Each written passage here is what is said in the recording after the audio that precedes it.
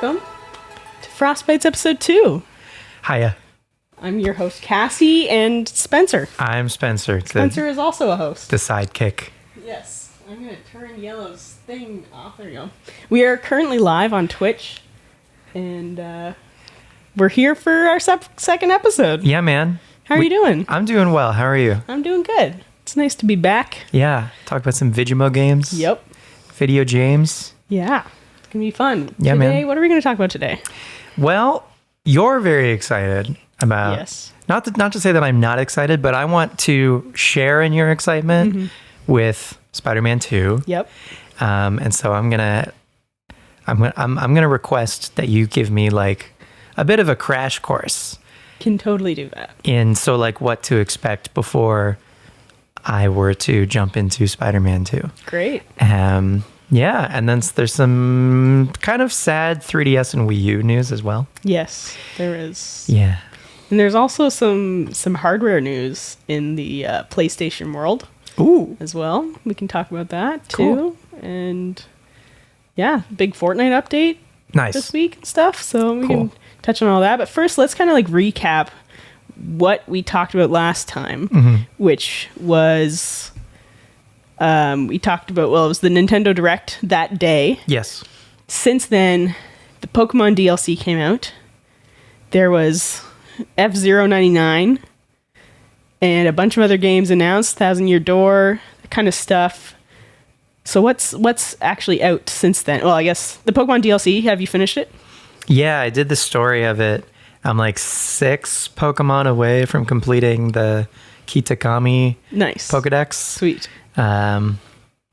Yeah, I would say it's more of the same. Just to really boil it down, it's more of the same from Scarlet and Violet. Yeah. Like, if you have any issues with what the base game was, they're still here in the DLC. Excuse me, Yellow. Yellow has some opinions about the Scarlet and Violet. Yeah, he has something to DLC. say about the DLC. Yeah, but the best part about Scarlet and Violet is just exploring the open world, catching guys. It's pretty good for shiny hunting, and so there's just more of that. Yeah, basically. I actually really enjoyed the story in Scarlet and Violet as well. I did find the Hidden Treasures of Area Zero Part 1, whatever, DLC to be too short. Yeah, I wish it was longer. were you jumping from like story beat to story beat? I was. Because I feel like they kind of wanted you to They kind of wanted you to like take not breaks but explore the world in between all of the story beats. I did kind of do the story. You can do it in an all at hour once. if you Yeah. just like go from thing to thing. It's funny, like when I completed it, I mean, I was doing a little bit here and there in between, but for the most part, it was like, oh, hi, Yellow, thank you. We didn't have power then. It was the hurricane that weekend. So I just like had my Switch charged and I just powered through. And I was like, okay, cool. Yeah. Was the goal to have it finished? Or Yeah. Okay. I think. Okay. I mean, like I still haven't completed either dex. Right. But after I finished the story, then I was like, well, I want to still play. So then I started doing that. Exploring and Yeah, but I kind of did that after more. Gotcha. And just kind of did the story, got it over with. Yeah. And I reorganized my boxes. They're all in order. Yeah. And made some boxes for trading, and then just kind of was doing a bunch of surprise trades and other trades and stuff, and just kind of seeing what I can get. And then I went on a trip and didn't have internet, so then I didn't bring it, and then I kind of stopped playing it. Okay. So I'll probably pick it up again soon. Okay. Did you get an egg from the Professor Jacques? Yes. You did? What hatched from it for you? A Chimchar? Okay, me too. I guess it can be one of 3. Yes. Yeah. But it's random, I think. Yeah, I think it is. So. But I might have, because Austin John had like made like trade codes for like if you want to trade the other ones, and I think I did that and got the other 2. You got the others. Yeah. That's actually one of the nicer features about the modern games is being able to set the code to trade for specific things. Totally. As you know, I hate throwing a bone to Scarlet and Violet, but there are some nice ideas like hidden in the rough from time to time. Yeah. But yeah, overall, I would say that the DLC was like fine. Yeah, I think it was fine. Yeah. Some of the new Pokemon were cool. I do like the new designs. Yeah. Quite a bit. Mm-hmm. And there's even more new guys coming in part 2 of the DLC, which should be coming like December, I think. Yeah, because it is 2023 still. Yeah. So which is pretty. It's good that we don't have to wait too long for that. Yeah. I'm happy for that. Ideally, the game will feel more complete when we finally get that second DLC. Hopefully. Even though you had to pay the extra $40 for it or whatever. But oh gosh, that's a conversation for another time. It is. But yeah, what else have you been playing this past month? So so basically when I was like, okay, I'm not going to bring Violet with me on my trip, I actually took Mario Odyssey with me because I've never played it. Okay. But I had it. Yeah. And yeah, just never got a chance. So I started playing it on the plane, and that flight was really the only time I had to play it the whole trip. But it was really cool. Yeah. So far. You played the opening world? I played the opening world. Right on. Yep. I think I'm in like the first other official world now. And okay. It's cool. Cool. Yeah. So right on. I'm gonna try and get through that, and I've been replaying the first Spider-Man game. To gear up? Yep. Okay. All right. But it's only been like once a week that I've had time to play. Yeah. Lots of gigs. Yeah, you've been very busy. Yep.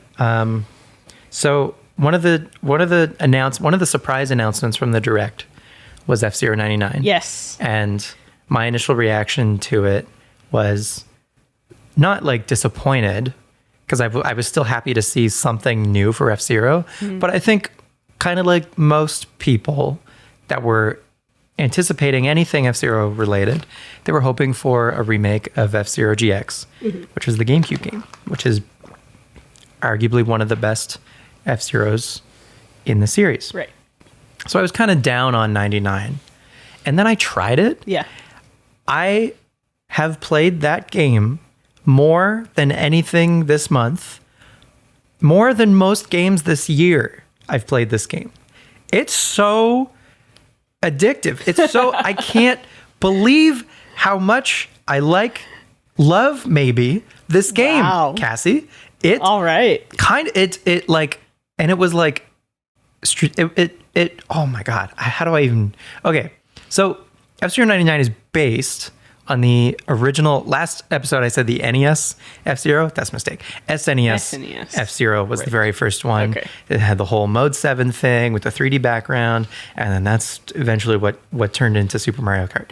Anyway, yes, that's what 99 is based on. It uses the original 4 cars and all of the original maps from the first game. Yeah. The maps have been updated to include basically like starting areas to allow for 99 cars to all begin at the same time. Yeah.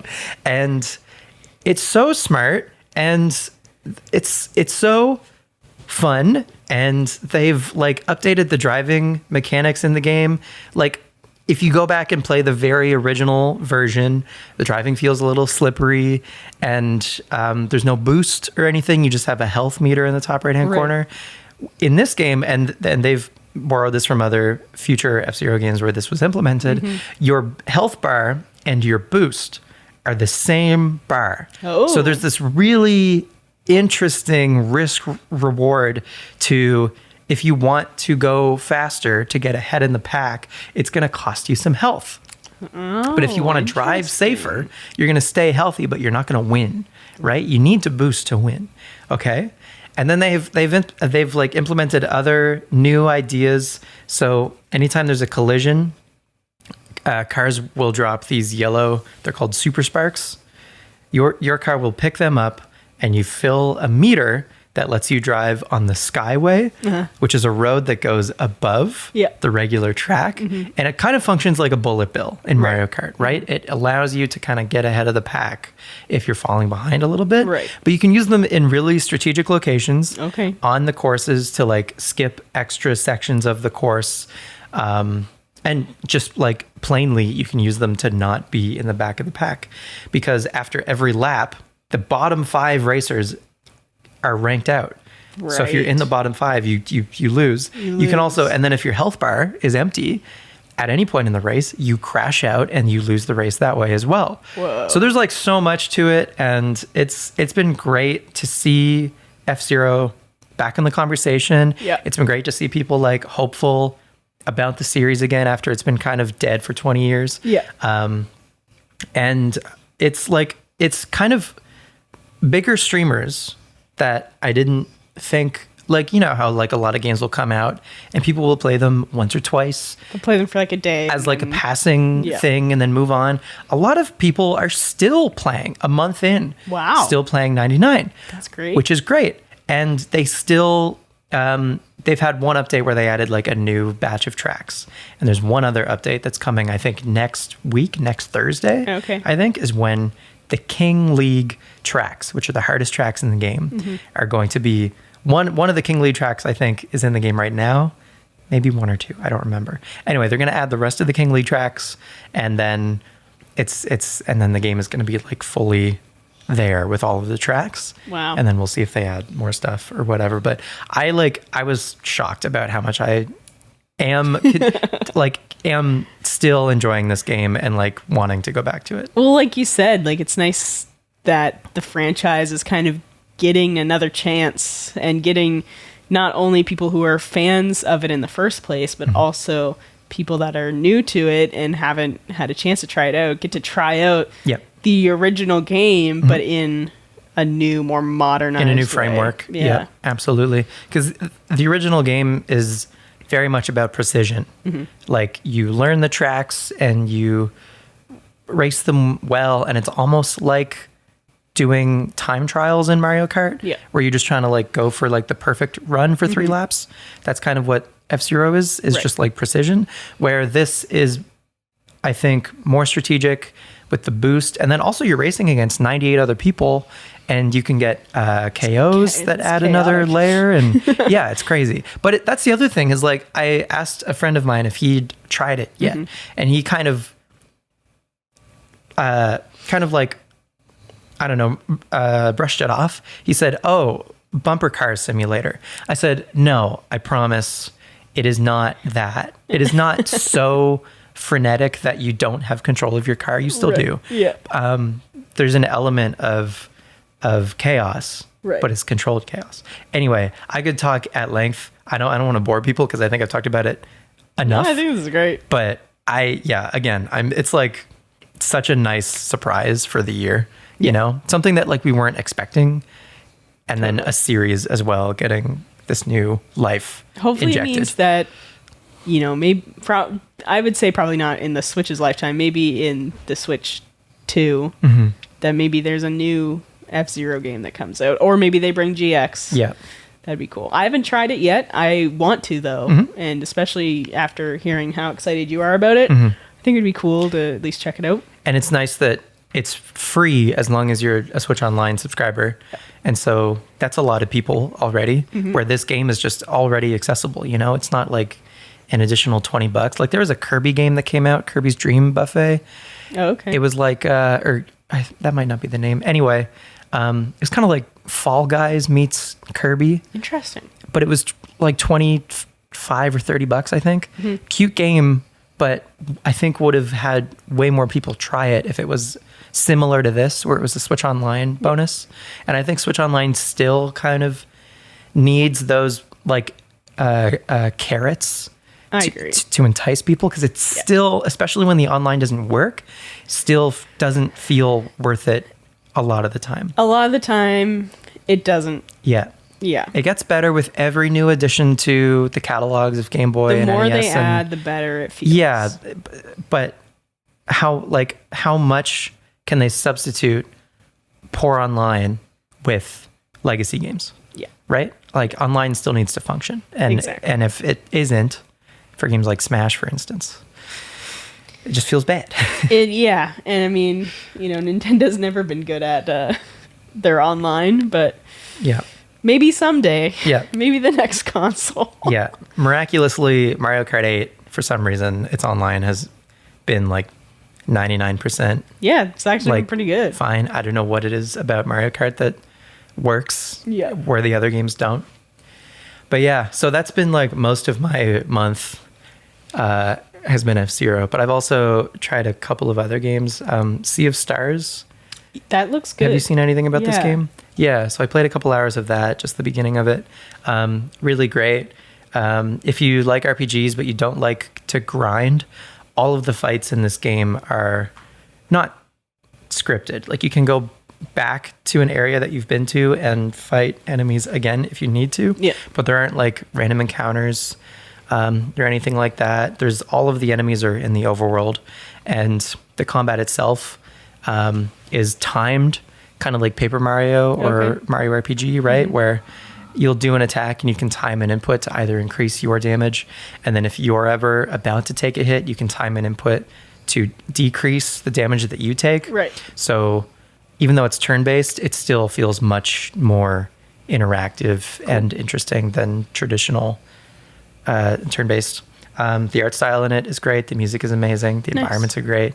So that's a game that I definitely want to get back to playing once F-Zero has like a little less of a hold on my on my like, I don't know, gaming time. There have been some good Switch games, or I guess even just games in general that have come out that I've wanted to pick up on Switch but just haven't yet. Like Mineko's Night Market. Yeah, try that. Yeah, that one came out. And I'm still considering getting Fae Farm. Okay. So, Fae Farm, we were talking before stream that you hadn't played Stardew yet. Yeah. Should I do Stardew first? I would say Stardew remains king of this genre. Mm-hmm. Kind of still by a large margin. Yeah. The other thing is Fae Farm is an $80 game. Yeah, that's the thing. I would never pay full price for it. Stardew is $16. Stardew's only $16? Yeah. Wow. Yeah. It's been the same price since it launched in 2016. And they've added, like, they've quintupled the amount of content in that game since it released, with free updates, right? No paid DLC. They're just like keep making this game more and more valuable. And the price has stayed the same. That's awesome. So isn't it like one guy? Originally, Eric was. Barone developed the game, and then as it picked up more steam and made more sales, he added a little bit of a team to help with updates and stuff. And then also he's working on Haunted Chocolatier, which is the follow-up to Stardew. Oh, interesting. Yeah, I haven't heard of that one. Yeah. I won't talk about it too much here, but definitely look up a trailer for it. It looks great, similar style to Stardew. Cool. But because he's had a team of people able to work on Stardew updates, he's been able to kind of focus on the follow-up to that game. So nice. Well, that's cool. But between Stardew and Fae Farm, I would definitely recommend Stardew. Yeah, fair enough. Like, you do you. But I don't know, 80 versus 16. Yeah, no, I mean, that's definitely not a competition there at all. I also have so many games that I need to finish that it's just like... Right. I'm trying to hold back. Right. I've have, upcoming new games, like big ones like Mario Wonder and... and Spider-Man. Spider-Man, yeah, I've got both of those pre-ordered, ready to go. Yeah. But speaking of pre-orders, I picked up Detective Pikachu. Have you played it yet? No. Are you ever gonna play it? I will, and I'm sure I'll talk about it on here one of these days. I want to play the first one. Yes, on the first, 3DS. Just in case there's like story continuity, which there probably is. I think it's a continuing story about how like the kid that Pikachu is a detective with, Tim. Mm-hmm. I think both the first and second game are trying to find Tim's dad. Right. Anyway, but yeah, at least that wasn't a full price game. That wasn't $80 plus tax. It was $65. But still. Better than 80. Canadian game prices. Yeah, Canadian prices. Wild. Crazy stuff. Spider-Man. Yeah, Spider-Man. So you've been replaying Spider-Man 1. I have. Yeah. Oh, Yellow just burped into the microphone. Thank you. And you just had a video come out on your YouTube channel of you unboxing the new Spider-Man PS5. Yes. And you mentioned in that you've replayed Spider-Man 1 so many times, and it's one of the games that's gotten you back into gaming. So, like, are you just replaying the game just to, like, make sure you have details right? Because you played the game so much already. Yeah, so I'm probably on my 4th playthrough now, which compared to some people, like, I know people who have played it 20 times. And I'm like, yeah, I'm on like my 4th playthrough now. Mostly it was just like, one, I wanted to build hype around the game, especially with my stream and stuff. And 2, just, yeah, kind of refresh what happened the first one. My hopes was that I was going to have time to do Spider-Man 1 and Miles Morales beforehand, because they both are going to be playing a lot into what happens in the next game. But I mean, there's a week left, and I am not even halfway through. So it's trying to just, like, yeah, build hype, kind of, you know, enjoy playing that game again. But yeah, it's a game that I think it's probably my 3rd most played game ever. Of all time. Mm-hmm. Fortnite and Animal Crossing being above it. Mm.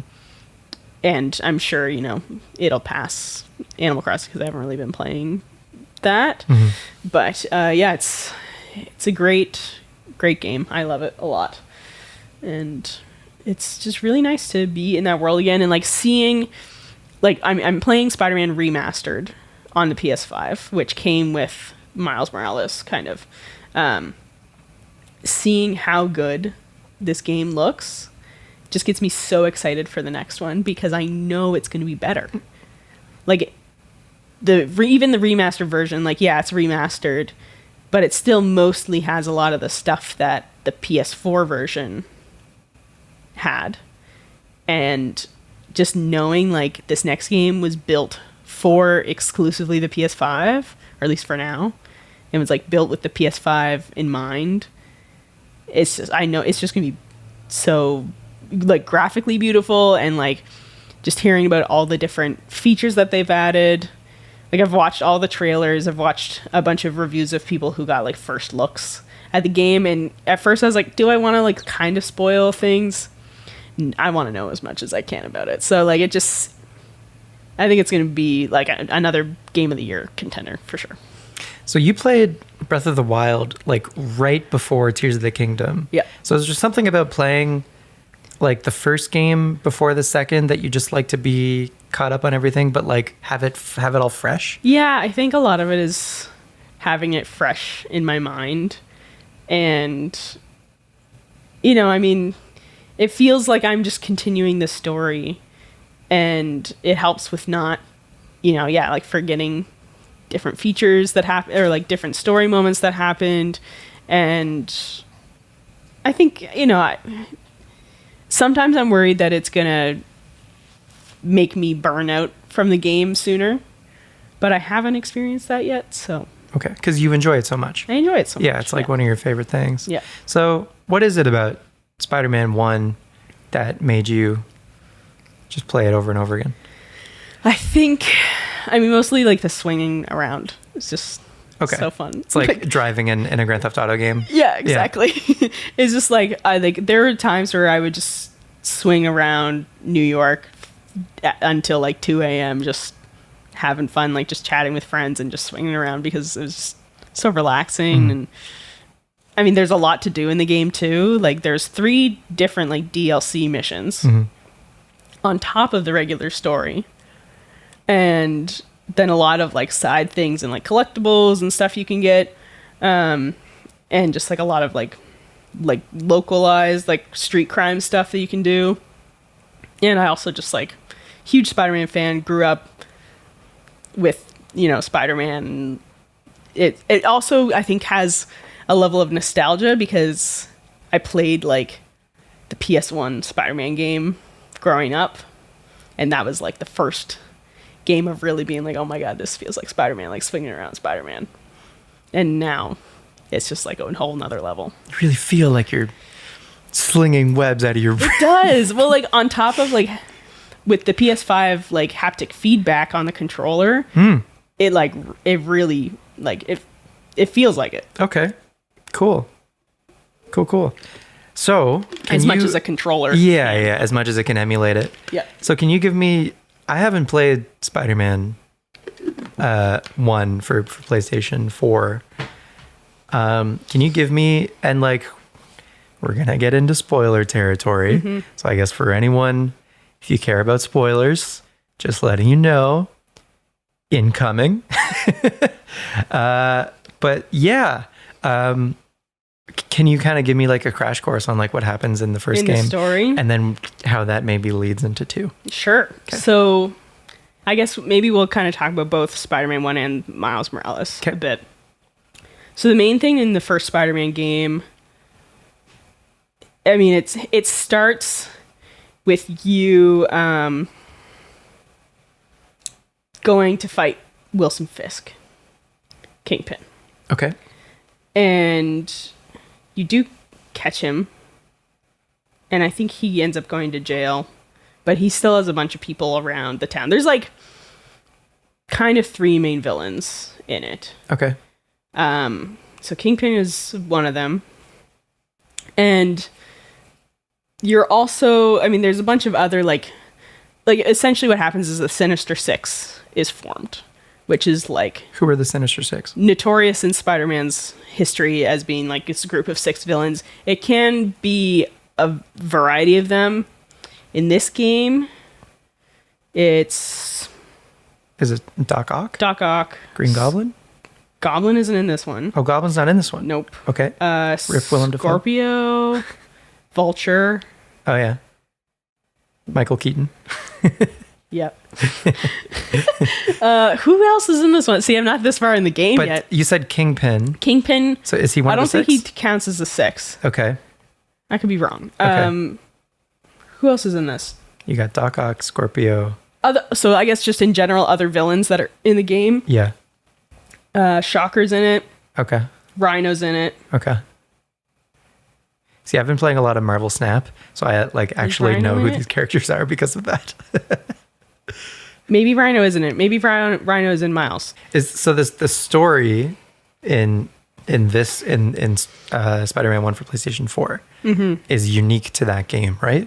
Like it's not rehashing anything from any of the movies or the comics. So it takes a lot from the comics. Okay.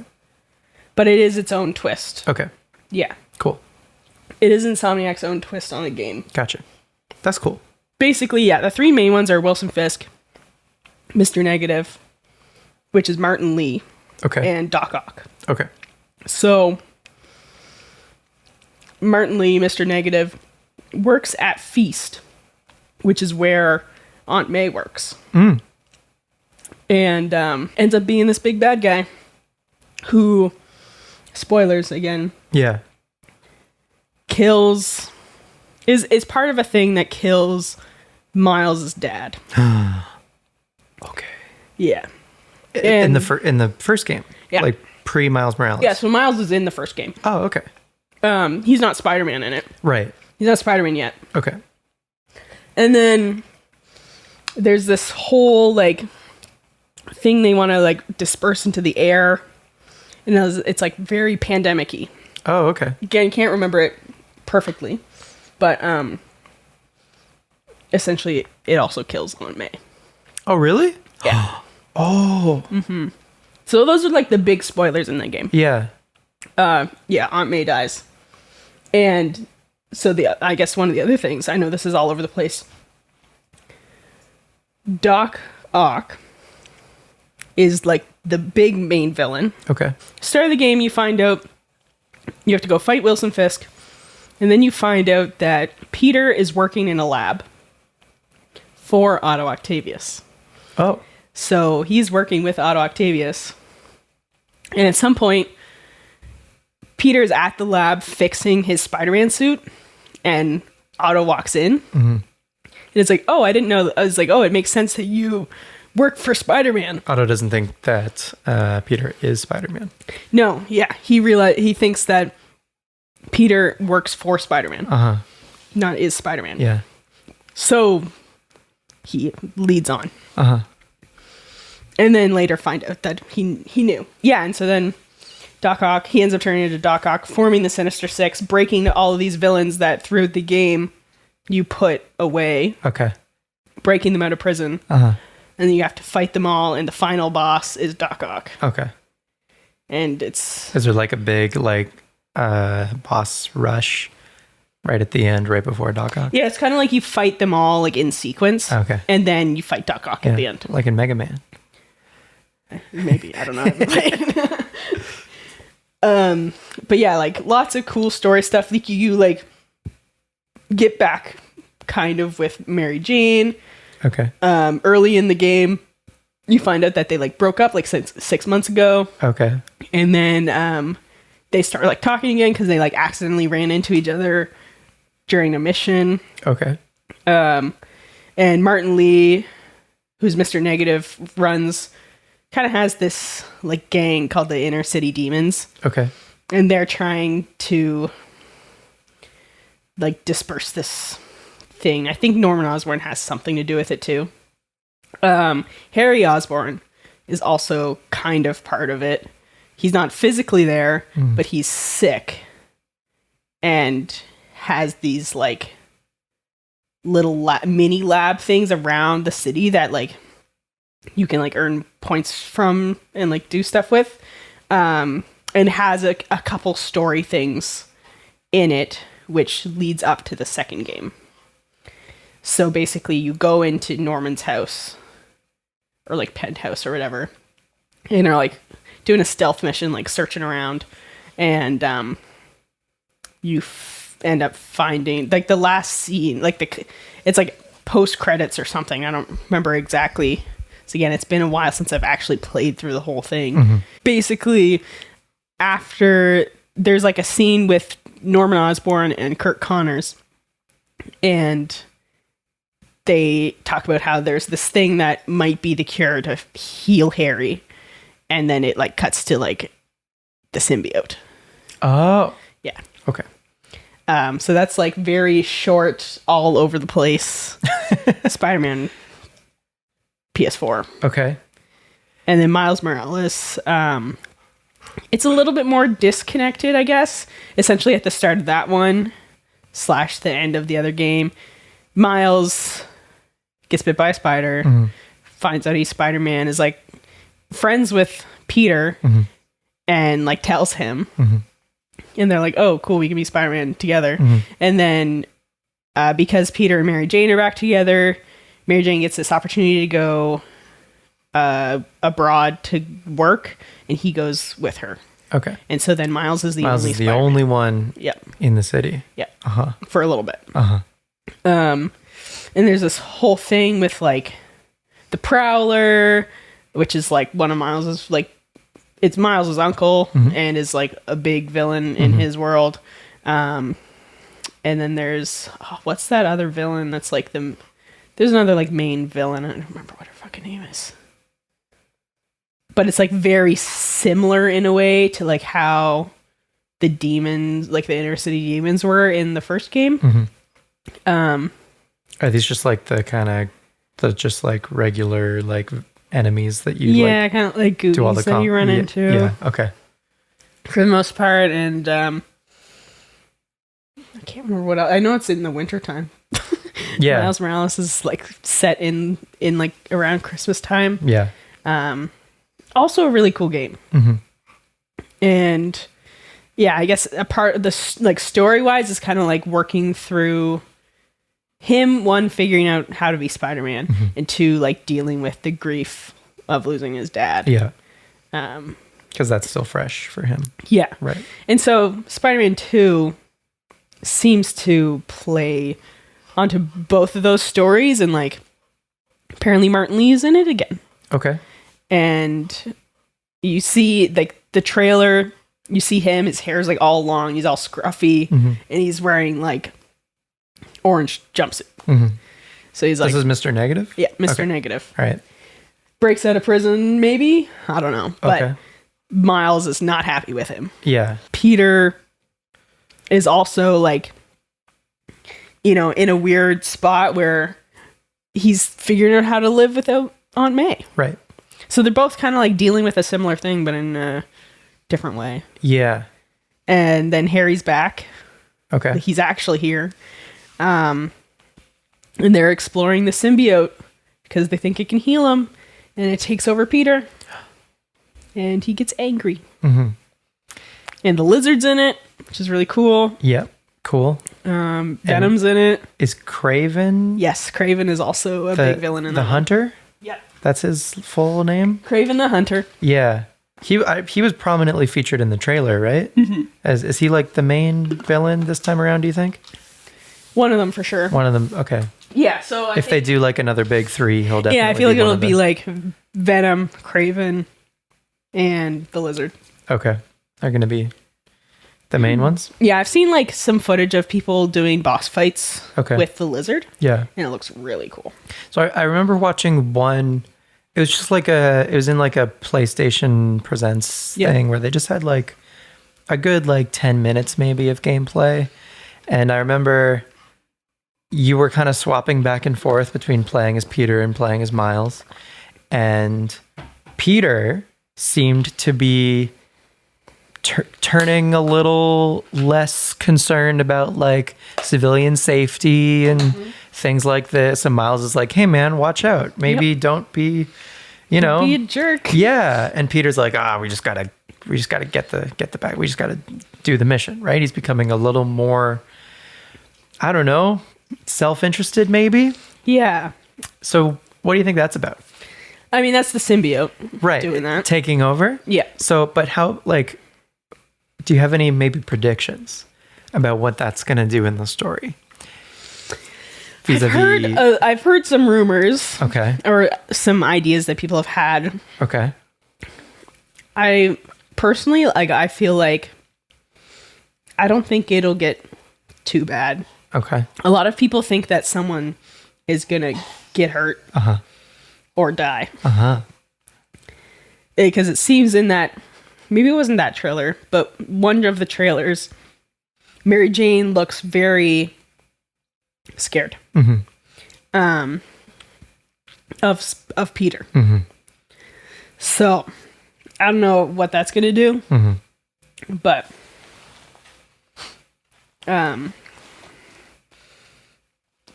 hopefully, it won't be like, I don't know. Spider-Man's whole thing is that he doesn't like kill people. So I'm like worried if that happens. Right. Would that completely alter the whole like Spider-Man identity if that ends up being the case? Yeah, I think so. Okay. But also like the symbiote is like a darker like version of Spider-Man. Yeah. Who knows what could happen? Yeah. But I feel like ultimately like they'll realize how bad the symbiote is and Harry might die. I don't know. Okay. I'm wondering if there will get to a point in the story where you play as Miles and one of the bosses is Peter. That'd be interesting. Yeah, and maybe you don't like, it's not like a fight to the death, but you just like beat Peter enough maybe to like knock some sense into him. I know the story's going to be good. I'm interested to see where it goes with all of the villains. I'm sure there's going to be a lot more than just those three. But especially the lizard one, because I mean, the Amazing Spider-Man with Andrew Garfield, it's my favorite Spider-Man movie. Okay. Is it like your favorite interpretation of Spider-Man? I think so. Okay. I don't know if it was just like the time it came out, because I was like in high school and just like loved Andrew Garfield.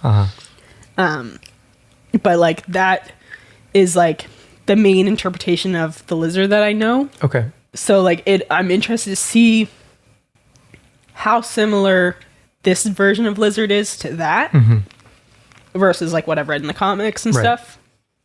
Because that's your favorite interpretation of lizard.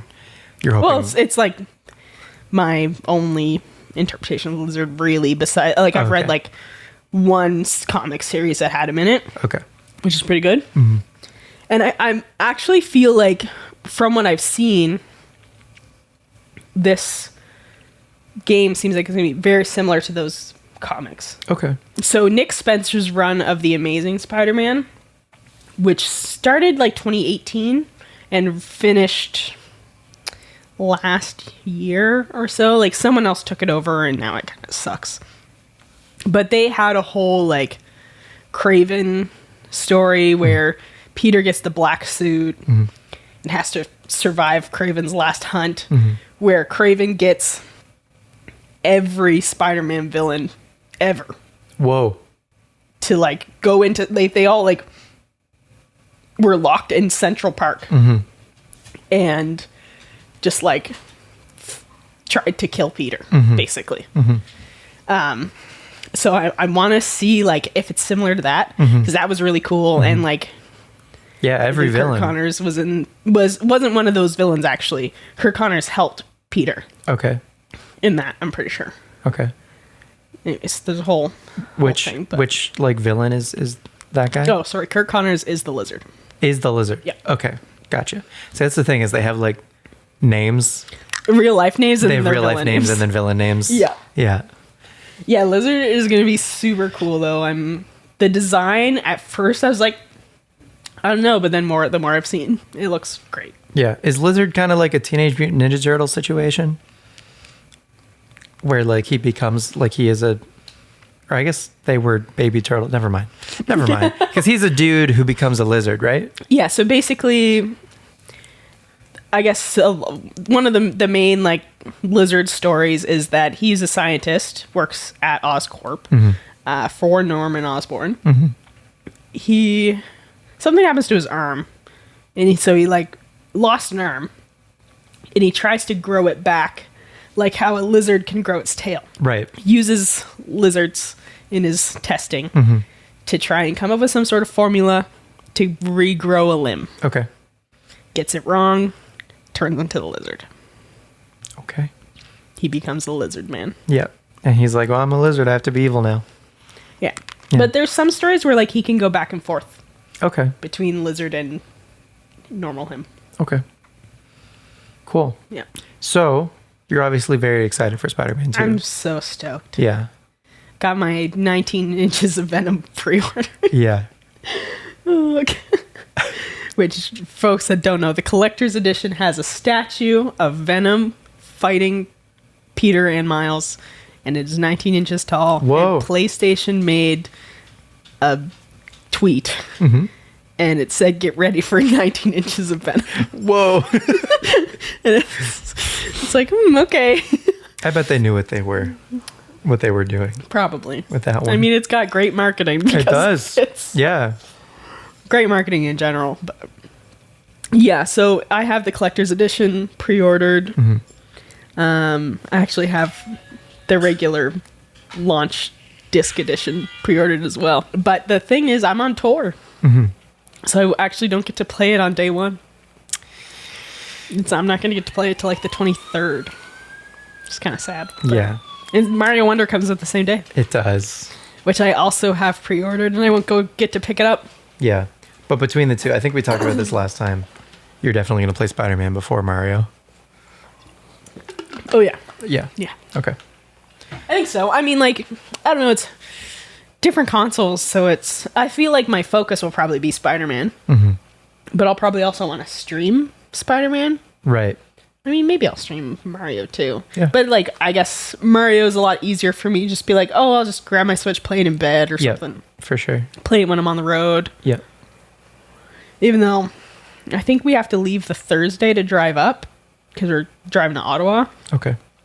And even if there's a midnight release, I'll miss it. So. Yeah. Which I don't know if they're going to do because they didn't even do it for Tears of the Kingdom. So No, there's a whole thing where they can't really do midnight releases anymore. Yeah. Post-COVID. Right. But anyway. Well, I'm excited for you that there's a new Spider-Man thing coming. Yeah, I think it'll be good. And I don't have a PlayStation, so I can't play it, but I'm excited to hear all about it. You can watch me play it. Exactly. I can watch you stream it on Twitch at @just_Cassie. There you go. Right? Where Nice we're streaming little right plug. now, by the way. If you're listening to this podcast after the fact, You can watch it happen live. Yeah. It will come to PC. That's a good point. It will eventually. Yeah. It'll be like it's a temporary PlayStation exclusive. Years, probably. But it will eventually come to PC. Yeah. Yep. I would say. I mean, they ported the other two. Right. Is Miles on PC now? I don't know, but I would just assume yes. Because I know that the first one definitely is. I can't remember if Miles is on PC already or if it's coming soon. But if it isn't already, I imagine it will be at some point. Yeah, I would say it will be. Yeah. So then I think, this one will be at some point. Yeah. Do you want to talk about Mario Wonder? Yeah. A bit? Let's talk about it. Yeah. It looks great. It looks like a nice kind of change of pace to the 2D Mario thing. It seems like there's a lot of really cool things added. Cool new ideas. They're like taking risks with the Mario formula, I think, which is cool. Yeah. Because the whole new Super Mario Bros. Thing, they've had the new Super Mario Bros. Thing since New Super Mario Bros. DS came out. I want to say in like 2006. Which I love that game. Such a good game. One of my favorite games. Same thing with the one that came out on Wii.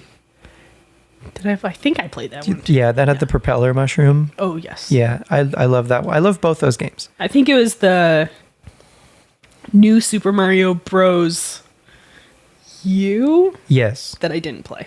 Right. And there was also two? There was two. I don't think I played either of those. Two was on 3DS, and it was more of the same. The big kind of gimmick with that one was all of the levels had way more coins than normal. So like coin collecting was a big thing. Right. And they had kind of goals for the entire player base of New Super Mario Brothers 2 to collect like 1 billion coin. Maybe not 1 billion. 1 billion actually seems like a lot. Maybe 1 million. Maybe 1 million coins total for all of the players. Interesting. Maybe it was like 10 million. Anyway, but yeah, they would have like timed goals for the entire player base to collect X amount of coins.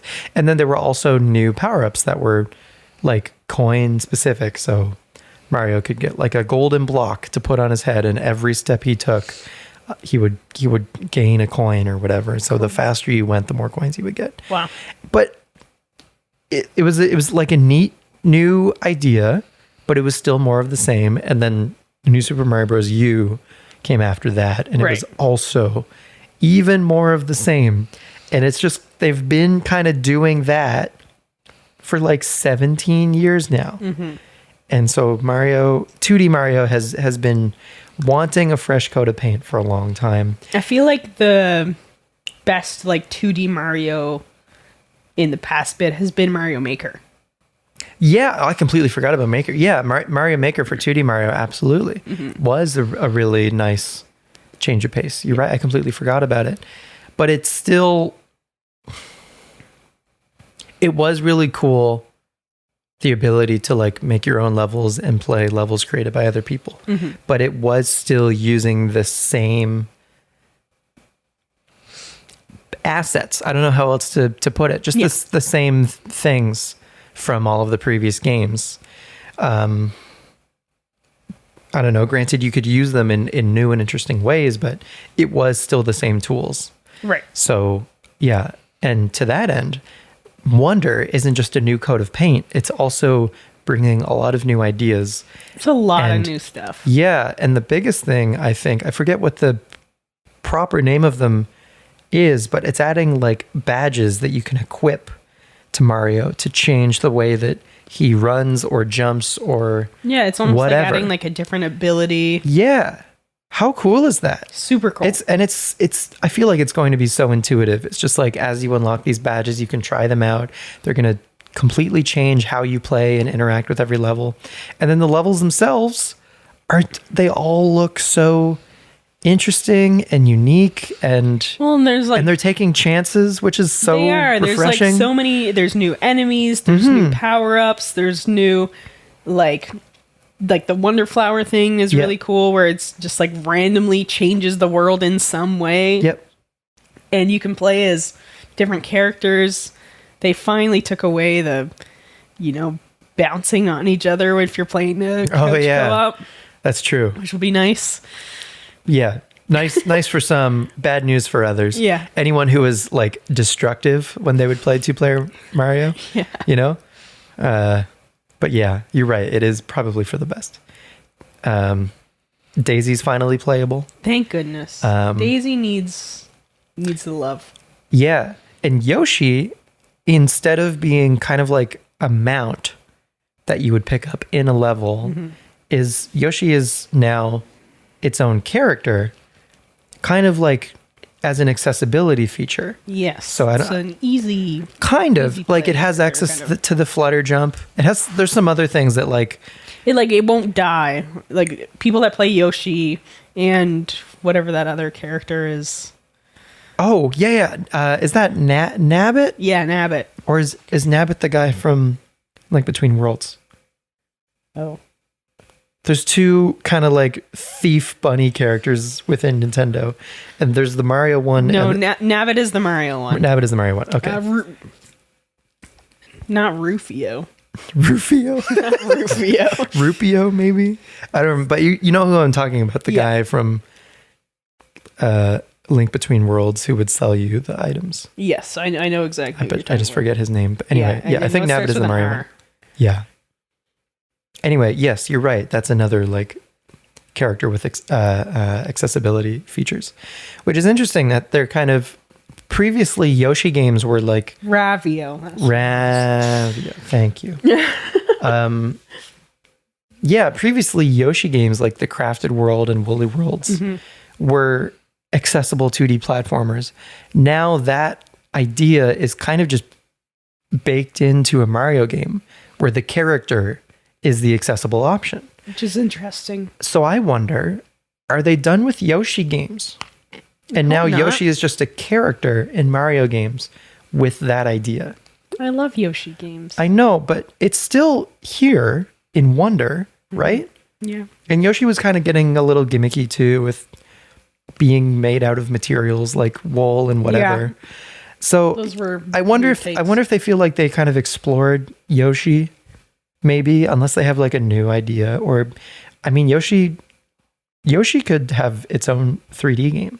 Like they gave Kirby a 3D game with Forgotten Land. Yeah. They could give Yoshi a 3D game. They could. But anyway, I'm definitely jumping the gun. Wonder looks great. I'm very excited to play it. I am bad for buying games and not touching them for a very long time. I'm going to make a point to play this game day one, regardless of whatever else I'm playing or whatever, because I think I want to. This is exciting enough for me. Yeah, I think it's very exciting to have a new game in the Mario world, in Mario 2D world. I'm excited for this game. I think it's going to be good, not only as like a single player game, but also as a multiplayer game. Yep. Whether it's, like the online is a little weird seeming, where you're like a ghost. Oh yeah, playing online with others. I forgot about that. That seems a little strange, but also whatever, I guess. I think it's kind of cool that as you're playing through levels, you can see other people. Yeah. Kind of playing through with you. And then there's another feature where like, if you see someone in a bubble. Yeah, the standee thing. Yes. Yeah. Where, you can leave a standee and it can like, if someone like died and they're in a bubble, you can like save your them. standee can pop the bubble still. Yeah. Yes. You revive them. That's also really cool. So that's another reason I think to play this game at launch when it has so many active players is to be able to kind of experience that with everybody else. Yeah. I think that's I forgot about that actually. I should probably rewatch the overview or the direct that kind of featured not everything, because I think most of the new stuff. Yeah, definitely. Yeah, it seems like it'll be a good game. Mm-hmm. Apparently it's in like kiosks now at like Best Buy and Target and stuff. To like demo? Yeah, you can demo them. So cool. If you want to demo it, go to Best Buy. I did notice a handful of like hands-on videos of people on YouTube within this past week finally getting to try it. Yeah, because I think it like this week is when it came out.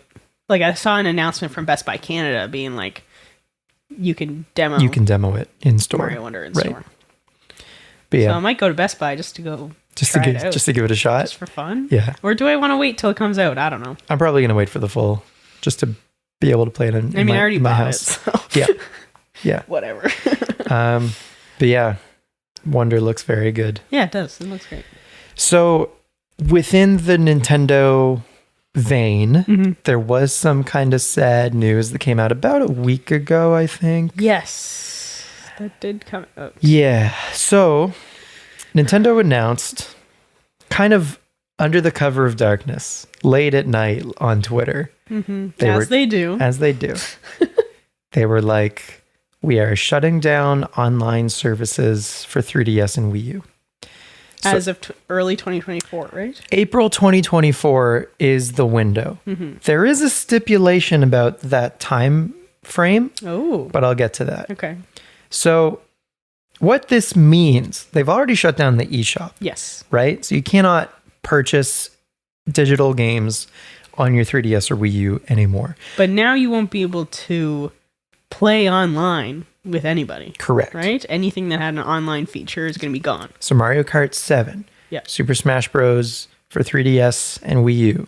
Splatoon 1 is a big one. Because Splatoon 2 and 3 are on Switch. Yes. 1, there's still people that prefer like the original game. Interesting. That's going away. Original Mario Kart 8 on Wii U also going away.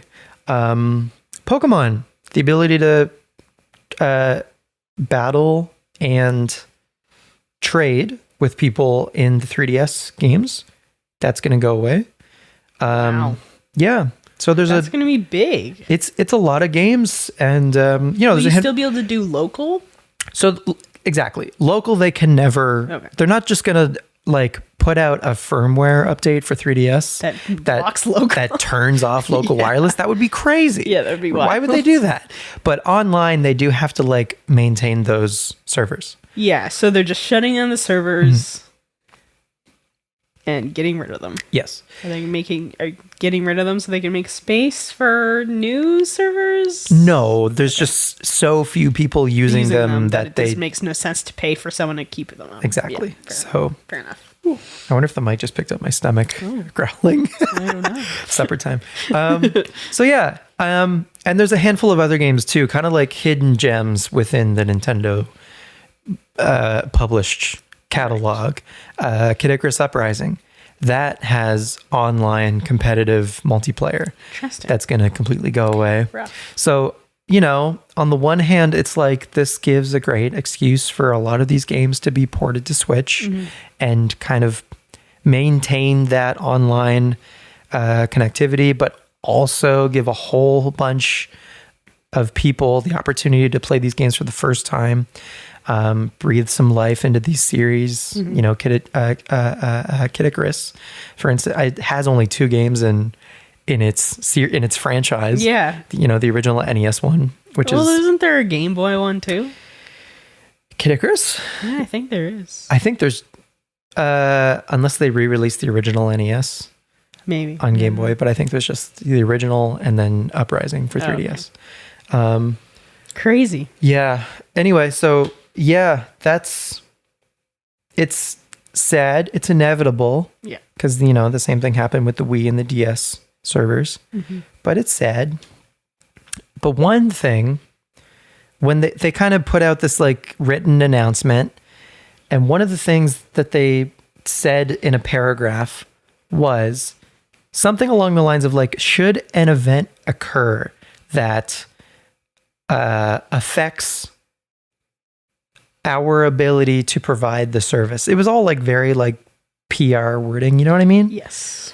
Should something occur to affect the service, we will not work to remedy it. Interesting. Should the servers go down by a malfunction, a DDoS attack, anything along those lines, Nintendo is not going to fix it. If it goes down at any point from now until April, when it's like scheduled closure they're not going to bring it back up between now and April. So it could go down early, kind of unbeknownst to anybody. If anyone feels... So just randomly one day. Yeah, it could just go away. It might just be gone. Between now and April. So that's why people are kind of on edge about it. Like, at least for the eShop closure, there was set date. A day and time when we knew it would go. Yeah. This is it's up in the air. And so people are kind of like, I'm kind of plugged into the whole Pokemon thing. People are really nervous about Pokemon Bank. Ooh, yeah, true. Bank isn't on Nintendo servers. It's on the Pokemon Company's servers. And Pokemon Company International has not put out a statement about Pokemon Bank. Yeah. But... will you still be able to... you probably won't be able to use it. This is the thing, right? Is like... you... transfer your Pokemon now while you still can. That's the thing, is people are kind of in a tizzy, in a frenzy about it. Mm-hmm. I'm not worried about it yet until I see a reason to be. Right. But people are definitely like doing their transferring now while they still can. But you won't be able... what this means with Bank going down is you won't be able to transfer into Bank from Generation 5, and you won't be able to transfer out of Bank from 6 and 7 into Pokemon Home. Bank will just be like a stopgap between retro Pokemon games and modern Pokemon games. Wow. Where if that service is gone, you will not be able to transfer from Generation 3 all the way up to Generation 9 anymore, which is a big deal for Pokemon guys such as myself. That's a huge deal. Yeah. I know people who have like just kept transferring their like Gen 1 into like every game that they have. Right. That's crazy. Yeah. And it also, this is kind of getting into the weeds a bit, but for like anyone looking to complete their Pokedex, there's a lot of Pokemon that you can only get in Gens 1 through 6, 1 and 2 being available on the 3DS Virtual Console. Yeah. But yeah, just Pokemon that aren't available in the Switch games. Wow. Basically, that just, if Bank does get shut off, that could happen. Now, there is a saving grace because fans have maintained like Wii online services. Like you can play modded Mario Kart Wii online against other people to this day. Right? You just modded your 3DS earlier today. So inevitably also there will be fan run servers for things like this. People are already trying to bring Miiverse back. So Miiverse functionality will be a thing again in 3DS, and namely Wii U titles is a big one. So when Nintendo kind of puts the kibosh on these services, the fans will, maybe not right away, but certainly in time, bring them back. It's just, there's always an issue with being able to do these things officially, and some people are nervous about like modding stuff and getting caught and blah blah blah, which is understandable. But like when it's at the point where Nintendo doesn't want to care for it anymore, then like it's in the fans' hands to keep it alive. Exactly. Yeah. So as it stands, April 2024 is when they are planning to shut it off. Unfortunately, if it does just die it'll be again from a malfunction or an attack or whatever, they're not going to work to fix it. Wow. That's crazy. So there's that. Do you think there's any significance to April 2024? Or do you think it's just... it might have something to do with their fiscal calendar. Like I know April 1st is when the business year begins, right? But I don't know. I'm not smart enough. I wonder if it has anything to do with like the release of the Switch next 2 system. That's interesting. Yeah, maybe. Yeah, and it is definitely for them cutting costs to make way for new servers. Yeah. For a new thing. Maybe a little bit. Yep. Even though, obviously like 3DS servers are going to be a lot smaller. Yep. And need a lot less work than like new servers for a new console. And we never paid for online. No. On 3DS and Wii U. We've only ever started paying for online with the Switch. And even then it was a year into the Switch that they were finally like, okay, there you go. You better pay. We're maintaining these servers and there's millions of you. But it seems like going into the next console, it's still going to be essentially the same service. I could be wrong. Like Switch Online. Yeah. I think so. It really seems like they want Switch Online to be this evergreen, continual thing. Which I think is smart. Like, Yes. that's like PlayStation Plus has continued ever since PlayStation 3, right? Yeah. Yeah. Exactly. It is a good idea. It seems like Game Pass is going to be, forever now right. with Xbox Absolutely. and PC, I guess. On the 3DS and Wii U, before Switch Online, they had Nintendo Network ID. Yes. And they already have, well, they haven't dumped it completely because they're dumping it in April. But they've certainly, for a few years now, transitioned completely away from it with the Switch Online stuff. Yeah, exactly. But you could still combine or link or whatever your Switch Online and your Nintendo Network ID accounts to when the 3DS and Wii U eShops are still open, you could still add funds on your Switch account, and then the funds would appear on your 3DS and blah blah blah. So you could still, there was still connectivity there. Which that is one thing I'm mad about with my original Nintendo Network ID. Right. So it's linked to my Switch account, Yes. but it was linked to my old 3DS. Okay. And you can't get it off the old console. Yeah. Or at least I couldn't find it. Like, it wouldn't, when I bought this new 3DS, this one here, the Zelda. Very shiny. Very, very shiny. Yeah. Bought it for $80, but I went to log in to my Nintendo Network ID. And it was like, nope, you can only have it registered to one console. Yep. So yeah, it wants you to migrate from one console to another. The old console exactly. anymore, so there might be a way for you to be able to contact Nintendo and say, listen, I don't have that system anymore. Yeah, if you wanted to. Yeah, whatever, it's modded now. Yeah. So yeah. But it's not that big of a deal. It is, even though they are shutting down the online services, you will still be able to re-download previously purchased games. Yeah. Luckily most of my games are physical anyways. So a plus for physical. This is why I don't want physical to ever go away. Right. Yeah. But yeah, it's a little sad again that the online functionality for a lot of these really great 3DS and Wii U games is going away. Yeah. But the silver lining is, I think fans will resurrect it at some point. Well, especially just seeing the marketplace value of 3DSs right now. Yeah, man. Is so huge. Yeah. Buying that for $80 is crazy. It was a steal. It's not in the best condition. Right. And it didn't have a box. It didn't even have a stylus, didn't have a box, nothing. Right. But for $80 is wild because those things, complete in box. Yeah. $400 to $600. Yeah. Can I tell you something? Yes. The play for anyone looking to, if you don't currently have a 2DS or 3DS, but you're interested in getting one and modding it for yourself, get a Japanese 3DS. Oh, like a Japanese 3DS LL. Once you mod it, you can completely remove the region lock. Oh, cool. Change the language to English, right? That's the whole, you really just those ones are pretty cheap, right? There's many, many more of them. Right. And they are cheaper because they're not in English. But once you mod it, then, world's your oyster. World's your, what's the phrase? Sky's your oyster? Something about oysters.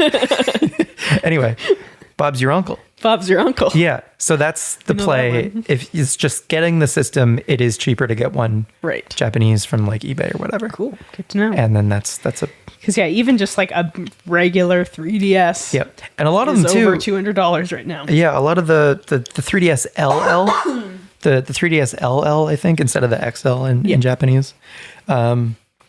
A lot of them come in different finishes and colorways that are exclusive. I've seen some really cool to Japan. So yeah, you can. The past couple of days, I've been watching a lot of retro game hunting. Nice videos. Oh yeah, Bob Wolf put out his. Well, that too, yeah, because that's what started it. Was Bob Wolf put out his Japan vlog. Yeah.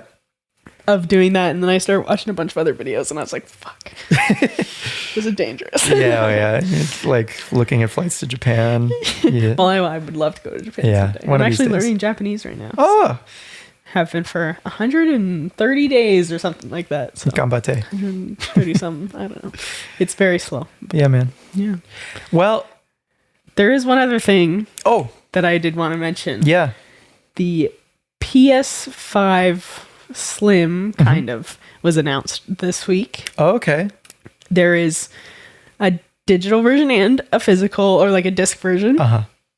The digital version, basically the disc drive is removable. Whoa, okay. And if you buy the digital version, Mm-hmm. you will later down the road be able to buy the disc drive and attach it To the digital version. to the digital version. Okay. It's going to cost you more because I think it's like $4.99 US for the disc version, Okay. $4.50 US for the digital version, and then the disc drive separately is like $80 or something. This is like how computers now aren't coming with like CD-ROM trays, Yeah. but you can buy a USB like CD reader or whatever Yeah. to plug into it. Like an optical drive or whatever. Yes. This is that for PlayStation. Pretty much. Unreal Well, it's them trying to go digital. to do that. Okay. But yeah, Interesting. There's providing the option. very interesting. Yeah.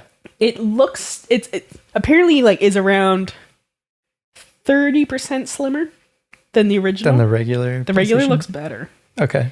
The plates, there's 4 plates now. Okay. The top 2 are glossy, the bottom 2 are matte. Uh-huh.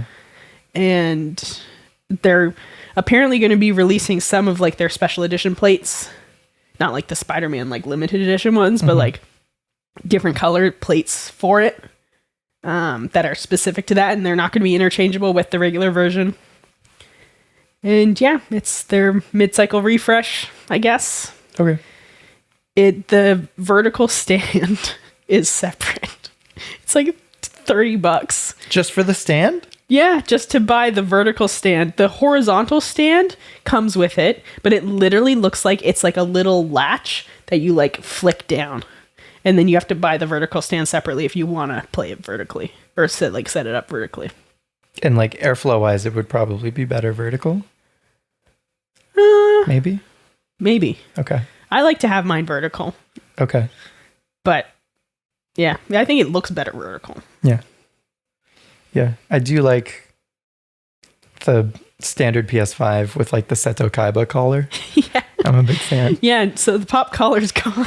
They got rid of the pop collar. Pretty much. It's like a lot smaller. It's a lot smaller. Okay. It's like a nice polo Yeah, exactly. situation. It's going golfing.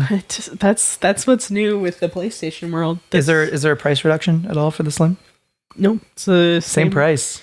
Same price. So I believe I think $4.99 US is what the regular version is at, Okay.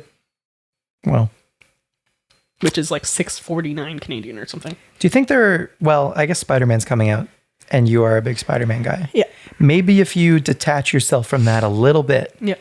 are there enough PlayStation 5 exclusives to warrant getting a 5? Besides Spider-Man,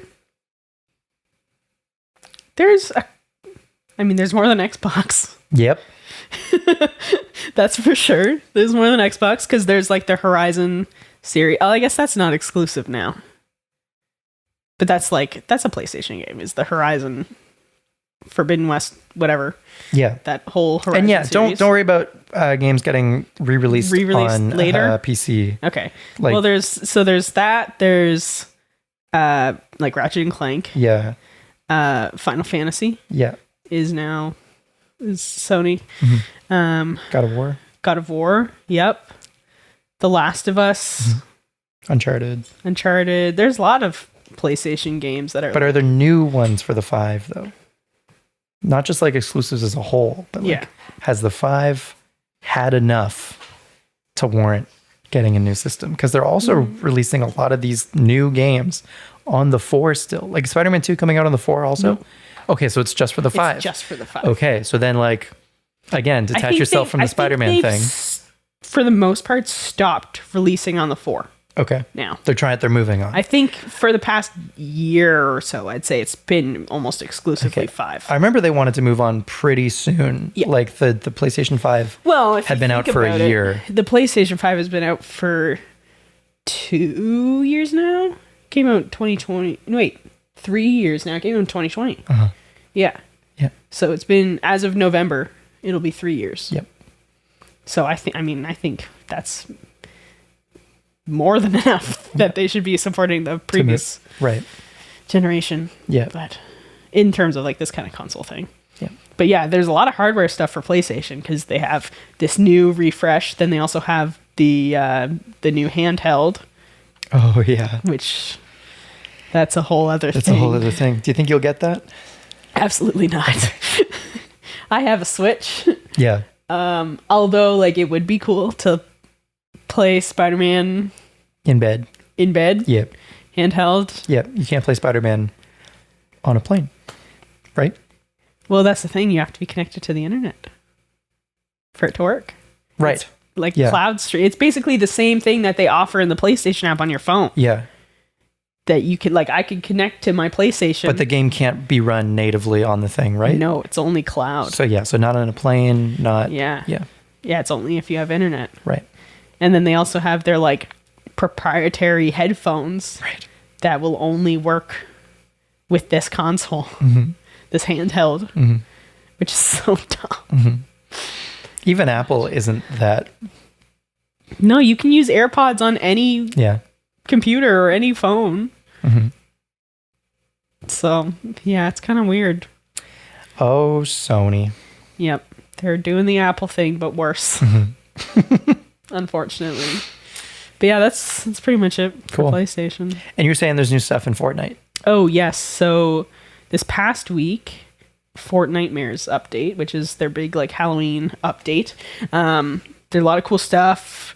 Michael Myers is a new skin. So is Jack Skellington, Alan Wake. Oh, cool. Yeah. And they've got some of the Fortnite characters Fishstick and Meowscles and stuff have spooky versions, which is cool. And apparently it's going to be running until the end of this season, which is Chapter 4, Season 4. Okay. Yes. I didn't realize Fortnite had chapters. Yeah, so they have chapters and they have seasons. Okay. So since Chapter 3, Season 1, they've kind of been doing 4 seasons per chapter. Per chapter? And is a chapter a year? Around that. It seems like that's kind of what they've been going with. But so Chapter 4, Season 4 ends November 3rd. Okay. Chapter 5 doesn't start until December. Okay. So there's this weird gap where apparently it's going to be called Chapter 4, Season 5. Okay. Which is new in the last little bit. They haven't done this. But the whole thing in the Fortnite story right now is there's this guy named Kato Thorne. He's a vampire thing. And in this update, there's a place where there's this time machine that he's been building. And there's a date on it. And the date on it is the day that Chapter 1, Season 5 launched. In 2018. So you think they're going to do a... A lot of people think we're going back to Chapter 1. Okay. And that they're going to bring back the old Chapter 1 map. Okay. I've heard rumors that... It's Legacy Fortnite. Yeah. Okay. I've heard rumors that it'll be each week the map is going to change and it's going to be a different season. Okay. So it'll be 1 week it'll be Chapter 1 Season 2, then Chapter 1 Season 3, whatever. Who knows? Or maybe the whole time it'll be just Chapter 1 Season 5. But it seems like we're going back to Chapter 1. Which a lot of OG Fortnite fans are going to be really happy with if that's what's going on. And a lot of leakers have said this is what's happening. Okay. And then Chapter 5 will start. Who knows how. So there's probably going to be some event, which I love the Fortnite events, which is great.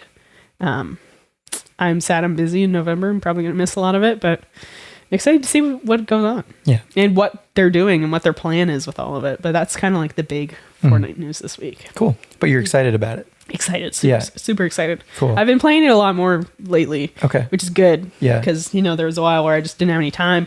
But the last little bit, I've been playing it, maybe like once a week. Yeah. But it's still, it's nice. Ahsoka Tano is in it. Oh, cool. Got the Ahsoka skin, which is cool. They have lots of Fortnite up. There's like Star Wars updates in Fortnite. Yeah. It's cool. And that was fun. And yeah, it's been good. Is Fortnite now like the most crossover-y thing of all time? I'd Do you say. think? Yeah. Like I would say Smash Brothers maybe was for a while there, but I feel like Fortnite is actually... Oh, yeah. I think in terms of like how many like skins and like different crossover things there are, I think, Fortnite wins. Just the amount of franchises represented. Yeah. Yeah. And like Fall Guys is kind of doing a little bit of that, but it's also owned by Epic Games. So it's like the same basically. Yeah. Epic just has the licenses anyway. Yeah. So they're just... Yeah. Yeah. Makes sense. Although there will be different licenses, but I've also seen things where like there'll be leaks or like rumors that like Teenage Mutant Ninja Turtles is going to be in Fortnite, and then Fall Guys releases a Teenage Mutant Ninja Turtles thing. Oh, okay. So I don't know. So someone sees that Epic did something with that. Yeah. Assumes Fortnite, and then maybe something like that. Yeah. But Gotcha. anything new in the Pokemon world? Like now that the DLC's out and stuff. Well, yeah, not really. Is it's in a lull right now. There's been some new like terror raids and stuff going on, haven't there? Oh yeah, yep. That's a good point. This weekend, as long as we get this episode out in time, this weekend is the second run of the Hisuian Decidueye terror raid. Oh. So Hisuian Decidueye is one of the starters from Legends Arceus. Mm-hmm. Spoilers for Legends Arceus, kind of, I guess. I feel like it's been out long enough. Yeah, it's been out long enough. Yeah, so they're probably going to do a run of all 3 starters from Legends. Cool. And so they're starting with Decidueye. Cool. It's regular grass fighting, but it's Terra grass. And then, yeah, the first weekend of the raid was last weekend. So this is the last chance to get it is this weekend. I'll have to do that. Yeah, I haven't done it either. So got to get on that. Mm-hmm. Because I was busy last weekend, but I'm busy this weekend too. So hopefully I can still make that happen.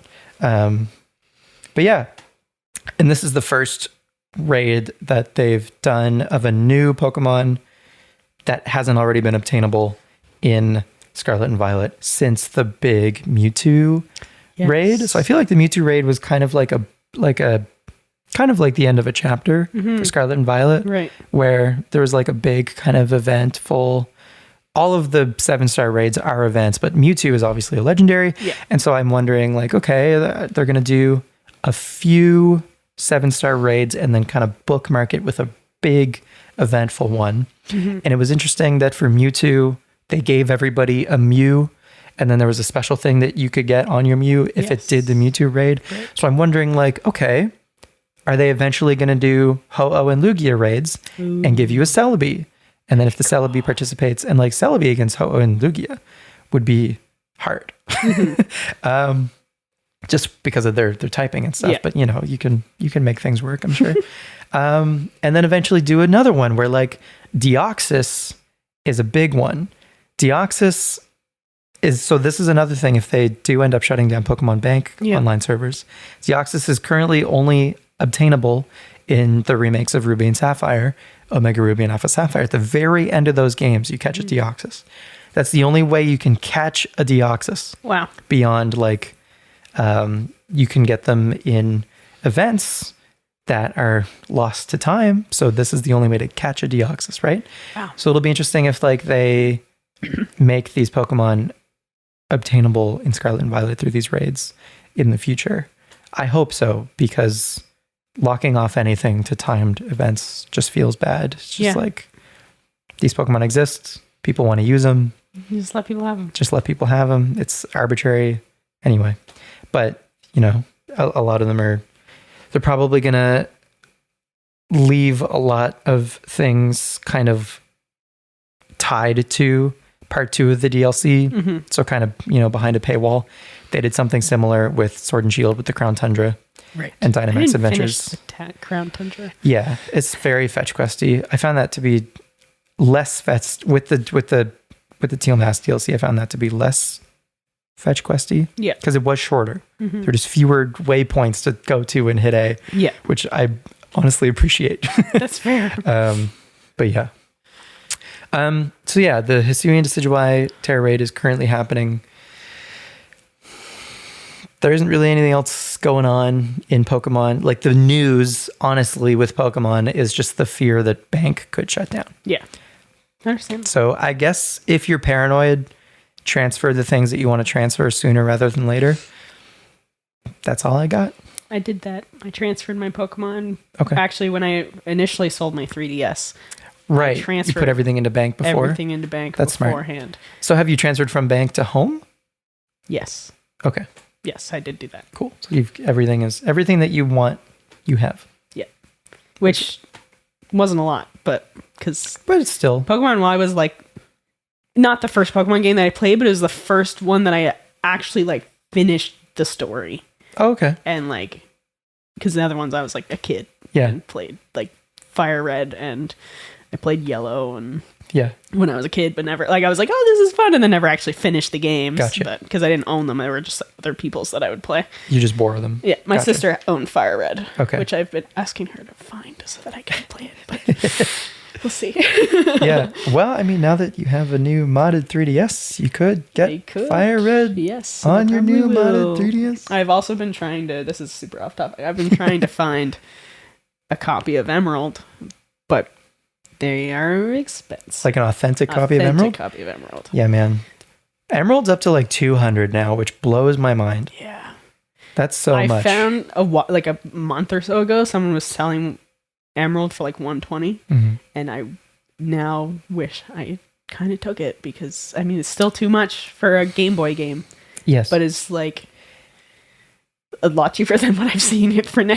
Yes. What I'll say about that is I absolutely appreciate owning the authentic copy. Yeah. But when it's that much, yeah, it's a lot. Just especially again now with the new modded 3DS that you have. Yes. All of these games. All these games are all of the Game Boy, Game Boy Color, Game Boy Advance, DS games, 3DS games at your disposal. This is true.